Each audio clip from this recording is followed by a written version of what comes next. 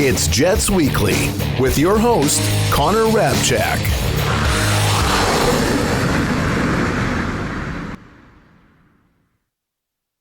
Welcome back to another edition of Winnipeg Jets Weekly. My name is Connor Hrabchak. On today's episode, we have 4 games to talk about. The first 2 games of the week, the Winnipeg Jets kept on winning, extending their franchise record-long winning streak to 11 straight games. And then the final 2 games of the week, both 2-1 losses to the Nashville Predators and the Philadelphia Flyers. I'm going to cover it all, and then later on in the episode, hand out some awards like the hardest working Jet and 3 stars of the week. Let's dive right into it, starting with that game on Monday night against the San Jose Sharks.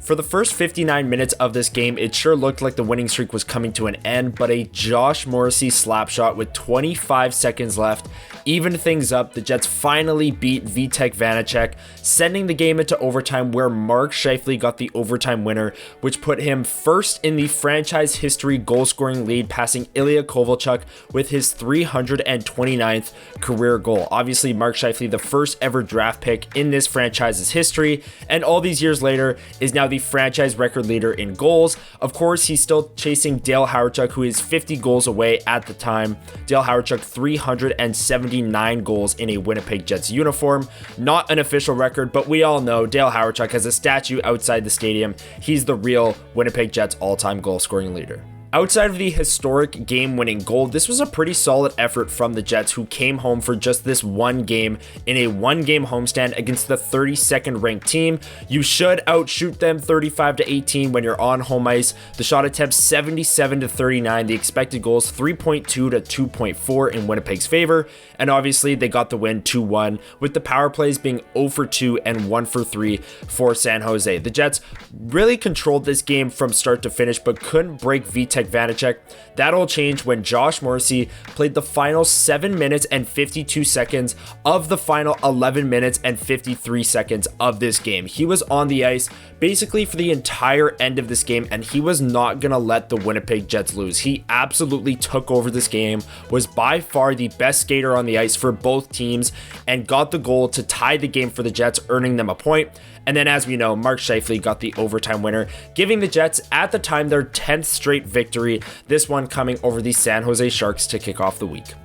And that brings us to Wednesday night, where the Winnipeg Jets got a primetime Sportsnet slot against another Canadian opponent, the Ottawa Senators, and came away with a 4-1 victory. It was a balanced scoring attack for the Winnipeg Jets in this game that got the job done. Kyle Connor scored from the first line, Cole Perfetti got a goal from the second line, and then Mason Appleton got a goal from the third line, and Mark Scheifele got the empty netter back to line 1 for the 4-1 victory. The shots on goal in this game, 40-24 in the Winnipeg Jets' favor.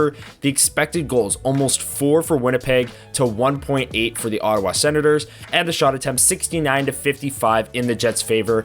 But this was the first game of 2 in a row where the Jets power play went 0 for 4. Now, they were able to overcome that in this game, scoring all of their goals at even strength, and the biggest thing for me was their ability to forecheck and turn pucks over. Cole Perfetti's goal, the first one of the game for Winnipeg, they forced a brutal turnover in a bad spot from Ottawa's perspective. Nikolai Ehlers quickly fired that pass to Cole Perfetti, and he opened the scoring, and the Jets didn't look back from that point forward, picking up their 11th straight victory, and this one coming in a primetime slot on Wednesday night in hockey against another Canadian team. A lot of people put on notice with the Winnipeg Jets this week. All it took was 11 straight wins and a few wins against Canadian opponents, but this one, the Jets, a good clean win, 4-1 over the Ottawa Senators before the losing began. And then on the second night of a back-to-back, the Jets traveled from Ottawa to Nashville and dropped this one by a score of 2-1. It was the first of 2 games in a row where they lost by exactly a 2-1 score, but this one was in regulation, so they came away with no points in this one. And it was one of the rare times this season where we could say the special teams cost the Winnipeg Jets. Their power play went 0 for 4, and they had a full 2-minute 5-on-3 where they were unable to convert. UC Saros was fantastic for Nashville, but the Jets, with the best power play in the NHL, you need to convert in situations like that, or you're going to come up a goal short on the second night of a back-to-back against a Central Division opponent. It doesn't help also that Nashville got one of their goals on the power play, giving them a 2-1 victory. By far, the standout performer of this game, though, was Jets goaltender Eric Comrie. He made some massive saves late in the third period, especially, that kept the Jets in it and gave them a fighting chance.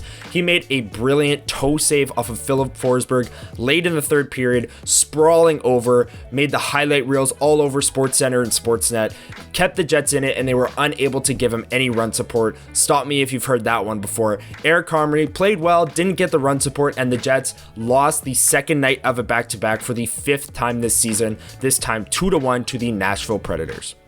And that brings us to Saturday night, Hockey Night in Canada, where the Jets and Flyers went the distance, overtime and a shootout, and the Jets dropped this one 2-1 to the Philadelphia Flyers. But in my opinion, they were the better team through the first 65 minutes and had plenty of chances to win this game and simply lost in the skills competition. Now, could they have done more to generate more offense, get more traffic in front of the Flyers goaltender? Absolutely. But when you take a look at some of the stats behind me here, it's hard to argue that the Jets didn't deserve a better fate in this one. The expected goals were pretty even, the shots on goal even as well, but the scoring chances in the Jets' favor, 35-26.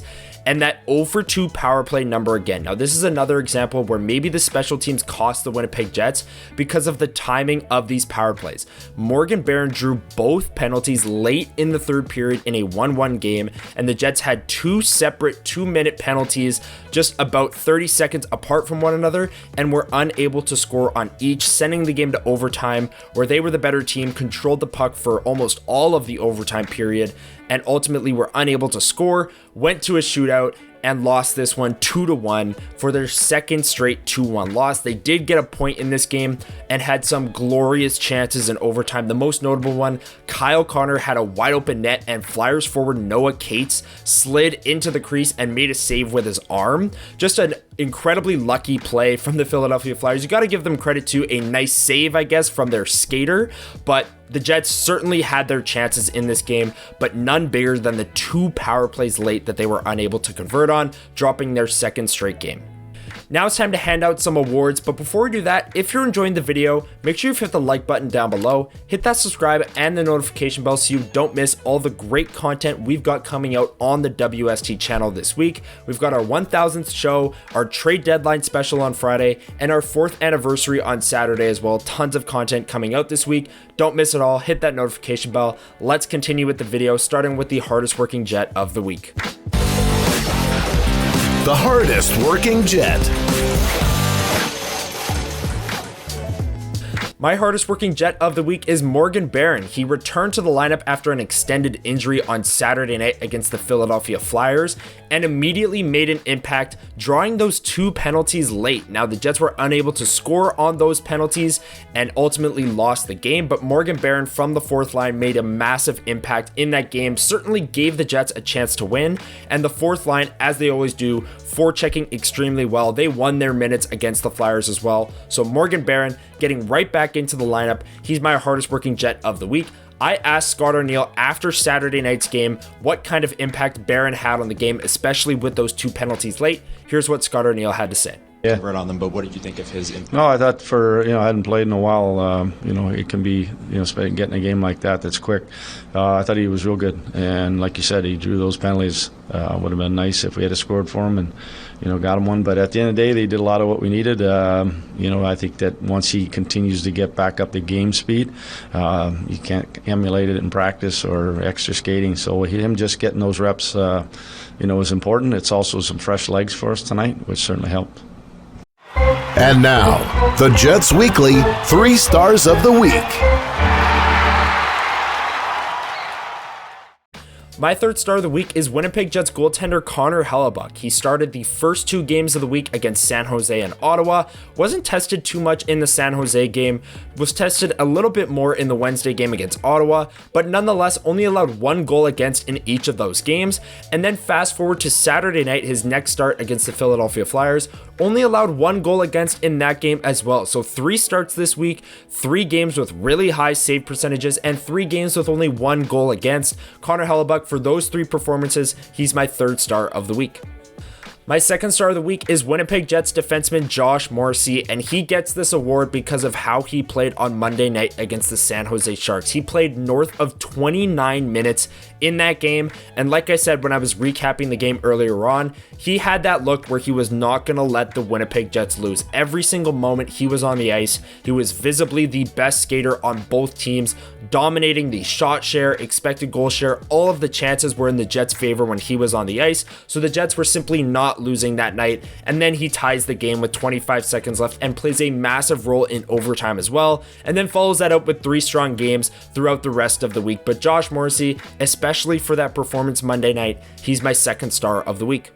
My first star of the week is Winnipeg Jets top line center Mark Scheifele. Obviously, he had the historic overtime winner on Monday night against the San Jose Sharks that made him the franchise's all-time leader in goals, passing Ilya Kovalchuk with 329. Now he chases Dale Hrabchak for the unofficial record. Hrabchak scored 379 goals in a Winnipeg Jets uniform, so that is the next chase for Scheifele, and he's added 2 goals to that chase since that moment, scoring an empty netter against Ottawa and the Jets' only goal on Saturday night against the Philadelphia Flyers. The top line played really strong all week long, except for on the power play where they've been so lethal this season. But for being the franchise's all-time leader in goals, the first star of the week goes to Mark Scheifele.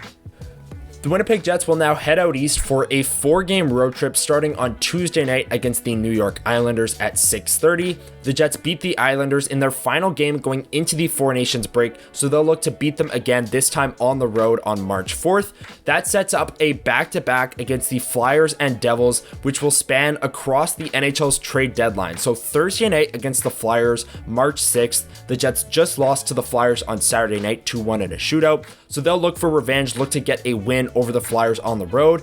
And then the very next night, the Jets will take on the Devils in their second night of a back-to-back, but the NHL trade deadline is Friday, March 7th. So the deadline is 3 o'clock Eastern, 2 o'clock Central, and the Jets play that night at 7 o'clock Central. So tons of news over that 24-hour span where the Winnipeg Jets will play a back-to-back against Philly and New Jersey. And then their very next game is on Sunday at 4 p.m. Central against the Carolina Hurricanes, one of the best teams in the Eastern Conference, who the Jets shut out in one of their games right before the Four Nations break, so they'll look to carry that through on Sunday as well. A 4-game road trip. I'll be back next Monday breaking down all 4 of these games on the next edition of Winnipeg Jets Weekly. That's going to do it for this edition of Winnipeg Jets Weekly. If you enjoyed the video, make sure you hit the like button down below. And like I said earlier, hit that notification bell. We've got tons of content coming to the WST channel this week, including our 1000th show on Wednesday, our massive trade deadline special on Friday, where we will go live 2 hours early, so 11 o'clock Central. And then it's our 4-year anniversary on Saturday, and then another edition of WST Sunday Live that I will be hosting next Sunday as well. And then the next edition of Winnipeg Jets Weekly. So much content. Hit that notification bell so you don't miss any of it. And I'll see you all next Monday. Enjoy the games this week. See you on the next edition of Jets Weekly.